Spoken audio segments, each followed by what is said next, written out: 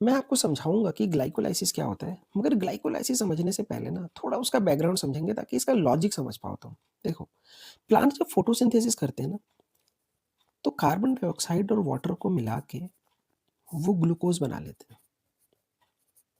ठीक है? और बाय प्रोडक्ट में ऑक्सीजन तो निकलता ही है।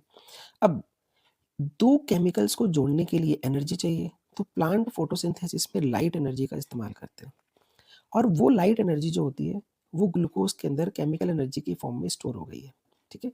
तो जब 2 चीज़ों को हमने जोड़ा, तो एनर्जी का यूज़ किया हमने, ठीक है? यानी एंडोथर्मिक रिएक्शन हुई। तो जब मैं इसको तोड़ूँगा, तो क्या इससे एनर्जी नहीं निकलेगी? समझ गए? तो जैसे फोटोसिंथेसिस हम करते हैं, तो चीज़ों को जोड़ के एनर्जी का इस्तेमाल करते हैं, रेस्पिरेशन में, ग्लाइकोलाइसिस में हम उसको तोड़ेंगे और उसमें जो स्टोर एनर्जी है, वो निकालेंगे। तो ग्लाइकोलाइसिस में मेनली करने क्या वाले हैं, हम इस ग्लूकोज़ को तोड़ के पाइरुविक एसिड में कन्वर्ट करेंगे और जो एनर्जी ग्लूकोज़ के अंदर स्टोर है, उसे हम धीरे-धीरे करके निकालेंगे। धीरे-धीरे करके क्यों? एक बार में क्यों नहीं निकालेंगे? क्योंकि अगर एक बार में निकालेंगे तो बहुत सारी एनर्जी जो होगी वो हीट की फॉर्म में लॉस हो जाएगी। जैसे कि मान लो मेरे पास बहुत सारी बॉल है, ठीक है? और मैं तुम्हें बॉल तुम्हारी तरफ फेंकूँ। अगर एक साथ सारी बॉलें फेंकूँगा तो कई सारी तुम पकड़ पाओगे, कई सारी मिस हो जाएँगी। पर अगर मैं एक-एक करके तुम्हें देता हूँ, तो ज़्यादातर चांस है कि तुम उनको पकड़ पाओगे। इसीलिए जब ग्लाइकोलाइसिस होती है, तो इसमें हम धीरे-धीरे करके बॉन्ड्स को तोड़ते हैं और धीरे-धीरे करके उसमें से एनर्जी निकालते हैं। क्लियर है? अब दूसरा देखो, जब हम फोटोसिंथेसिस करते हैं तो ये कार्बन और ऑक्सीजन के बीच में हाइड्रोजन जोड़ते हैं। देखो ये कार्बन है, ऑक्सीजन है। इसके बीच में हमने हाइड्रोजन को जोड़ा है, यानी कि एक रिडक्शन प्रोसेस है। तो जो ग्लाइकोलाइसिस होगी या रेस्पिरेशन का जो प्रोसेस होगा, वो क्या होगा? वो होगा बेटा ऑक्सीडेशन का प्रोसेस। ठीक है? अब देखो इस बुक को समझना ज़रा। ग्लाइकोलाइसिस के पहले स्टेप में ग्लूकोज़ जो होता है उसे हम ग्लूकोज़ 6 फॉस्फेट में कन्वर्ट करते हैं। ऐसा क्यों कर रहे हैं हम? क्योंकि ग्लूकोज़ जो होता है, जब सेल के अंदर आता है ना जिस चैनल से, उसी चैनल से वो बाहर जा सकता है। तो हम उसमें एक फास्फोरस ऐड कर देते हैं, ताकि वो उस चैनल से बाहर ना जाए और ग्लूकोज़ जो होता है फास्फोरस ऐड करने से नेगेटिवली चार्ज भी हो जाता है, ठीक है?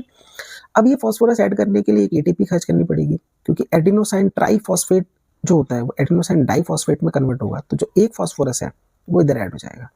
वो 6th पोज़ीशन पे क्यों ऐड हो रहा है? क्योंकि जब हम शुगर का स्ट्रक्चर देखते हैं ना, तो 6th पोज़ीशन पे ही कार्बन की ब्रांच है। समझ रहे हो? और फास्फोरस हमेशा ब्रांच पे ही ऐड होता है, ठीक है? उसके बाद इसे हम ग्लूकोज 6 फॉस्फेट को फ्रक्टोज 6 फॉस्फेट में कन्वर्ट करेंगे। ग्लूकोज 6 फॉस्फेट जो है, फ्रक्टोज 6 फॉस्फेट, ये दोनों आपस में आइसोमर है, तो एंजाइम यूज होगा आइसोमरेज, ठीक है? अब फ्रक्टोज 6 फॉस्फेट में कन्वर्ट करने का रीजन क्या था? क्योंकि जब फ्रक्टोज का स्ट्रक्चर देखते हैं ना, तो इस पे ब्रांच होती है। तो ब्रांच हमने क्यों रखा है? देखो, 6 पोजीशन पे तो पहले से ही फास्फोरस ऐड हो रखा है। अगर मैं एक ब्रांच वाला स्ट्रक्चर बनाऊँगा, तो यहाँ एक और फास्फोरस ऐड कर सकता हूँ। इसीलिए तुम देखो, फ्रक्टोज 6 फॉस्फेट जो हो रहा है, वो फ्रक्टोज 1,6 बिस फॉस्फेट में कन्वर्ट हो रहा है। यानी कि 6 पे तो पहले से ही था। फर्स्ट पोजीशन पे मैंने फास्फोरस जोड़ दिया और फास्फोरस कहाँ से लाएँगे? सेम वही एटीपी खर्च करेंगे, फास्फोरस आके ऐड हो जाएगा। तो हमने ऐसा किया ही क्यों? भाई ग्लूकोज 6 फॉस्फेट को हमने फ्रक्टोज 6 फॉस्फेट में क्यों कन्वर्ट किया? ताकि हम फ्रक्टोज 1,6 बिस फॉस्फेट बना सके। तो ऐसा क्यों है कि हम 2 फास्फोरस ऐड करना चाहते थे? वो इसलिए क्योंकि ये एक अनस्टेबल कंपाउंड है। 2 फास्फोरस जैसे जुड़ जाता है, ये 3-3 कार्बन के 2 मॉलिक्यूल बन जाते हैं। समझ गए मैंने क्या बोला? मैंने ये बोला बेटा कि ग्लूकोज को हम फ्रक्टोज 1,6 बिस फॉस्फेट में कन्वर्ट ही क्यों कर रहे हैं? क्योंकि एक अनस्टेबल कंपाउंड बन जाता है जो 3-3 कार्बन में टूट जाता है। हम यही करना चाहते थे।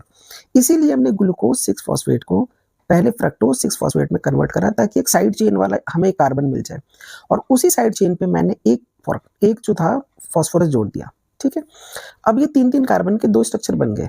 3 कार्बन के एल्डिहाइड को हम बोलते हैं ग्लिसरैल्डिहाइड और 3 कार्बन के कीटोन को बोलते हैं एसीटोन, ठीक है? तो देखो, इसका नाम क्या है? ग्लिसरैल्डिहाइड 3 फॉस्फेट, यानी थर्ड पोजीशन पे फास्फोरस है।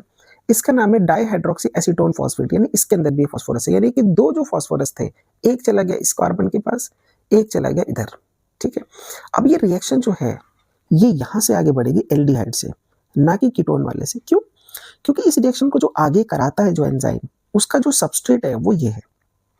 इसीलिए रिएक्शन इधर से आगे बढ़ेगी और ये आपस में एक दूसरे में चेंज होती है, तो ये इसमें जब कन्वर्ट होगा तो रिएक्शन फिर से आगे बढ़ेगी। यानी कि ये रिएक्शन जो है 3 कार्बन से एक बार बढ़ेगी, फिर जब ये दोबारा इसमें कन्वर्ट होगा तो दोबारा से बढ़ेगी। यानी ये रिएक्शन यहाँ से डबल-डबल हो रही है। देखो हर बार मल्टीप्लाई 2 है, ऊपर नहीं है, यहाँ है, ठीक है? अब इसमें क्या हो रहा है कि यहाँ से एक हाइड्रोजन लेके NAD+ NADH में कन्वर्ट हो जाता है। तो जब ये हाइड्रोजन इससे ले लेगा, यानी इसका जब रिडक्शन हुआ है तो इसका हाइड्रोजन यहाँ से लॉस हो गया है, तो इसका होगा ऑक्सीडेशन, ठीक है।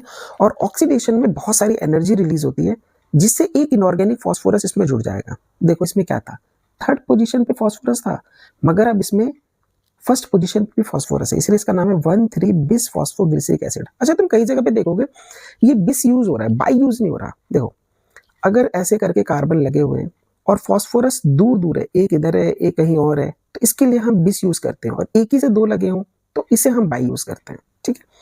तो 1,3 बिस फॉस्फोग्लिसरिक एसिड में कन्वर्ट हो गया।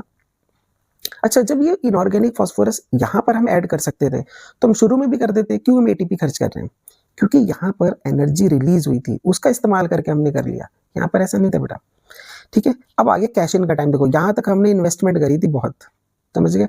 अब आ गई हमें एनर्जी निकालने की बारी, तो अब कैसे करेंगे? देखो 1,3 बिस फॉस्फोग्लिसरिक एसिड था, अब इसको हम करेंगे 3 फॉस्फोग्लिसरिक एसिड में, यानी कि एक जो फर्स्ट पोजीशन वाला फॉस्फोरस था उसका इस्तेमाल करके मैंने एक एटीपी बना लिया, ठीक है। 3 फॉस्फोग्लिसरिक एसिड का जो फॉस्फोरस है उसको मैंने सिर्फ पोजीशन चेंज कर दी, 2 फॉस्फोग्लिसरिक एसिड में कन्वर्ट कर दिया, ठीक है। इसमें से पानी निकाला, वो कन्वर्ट हो गया फॉस्फोइनोल पायरुवेट में। तो अब यहाँ का जो फॉस्फोरस था उसका फिर से इस्तेमाल करूंगा मैं, एडीपी से एटीपी बन गया, तो अब ये कन्वर्ट हो गया पायरुविक एसिड में। क्लियर है ये? अब ध्यान से देखो, शुरू में मैंने 2 एटीपी लगाया, जैसे किसी बिजनेस में होता है, पहले हम क्या करते हैं, अपनी तरफ से इन्वेस्टमेंट करते हैं, 2 एटीपी हमें खर्च करने पड़े। क्यों हम खर्च कर रहे हैं इसमें? ताकि इस ग्लूकोज को इस फॉर्म में लेके आ सके जहां पर हम इसको अनस्टेबल बनाए और 2 टुकड़े कर दे इसके।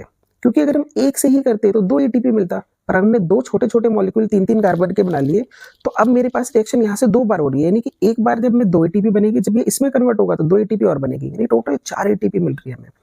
और 3-3 कार्बन के जब ये प्रोडक्ट बन जाते हैं तो फिर इनसे ऑक्सीडेशन करना भी इजी हो जाता है। इसीलिए शुरुआत में हमने इस ग्लूकोज को इस तरीके से मरोड़ दिया ताकि ये ऐसी फॉर्म में आ जाए जहां से ये 2 टुकड़ों में टूट जाए। समझ गए बेटा?